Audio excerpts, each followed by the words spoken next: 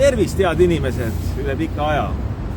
Noh, jõulud tulevad, häid saabuvaid jõulupühi, päike paistab, ilm on soe, keegi jooksis ümber poe, aga mitte sellest ma ei tahtnud rääkida.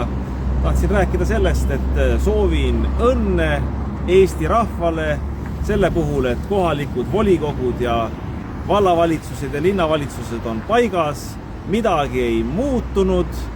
Esimesed otsused olid kohe, et linnapeade, vallavanemate ja volikogu liikmete palgad tõusid, ametnike palgad samuti, tippametnike ja väiksemad kindlasti ei saanud midagi. Jäävad jõulupreemiast ilma, halvasti tööd teinud, rasked ajad.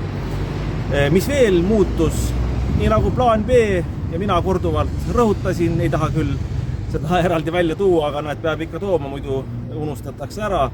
Maamaks korralikult hakkab tõusma uuest aastast, seda pole veel enne olnud, et saab kuskilt süsteemist vaadata, kui mitu, isegi mitte 10, vaid kui mitu 100% see tõuseb, juba peavool ka kirjutab sellest, nii et isandatele, emandatele palka, rahvale malka, aga ise oleme valinud, mõni muidugi ütleb, et server on valinud, aga need erakonnad, kes lubasid e-hääletuse kaotada, kui nad valitsuses olid, seda ei teinud, saavad nad uuesti, ei tee nad ka seda, sellepärast et ise tahaks ka ju korralikult hääli saada ja täpselt nagu Reformierakond võimul olla, nii et e-valimised on ja paraku jäävad senikaua, kuni rahvas ise võimule ei tule.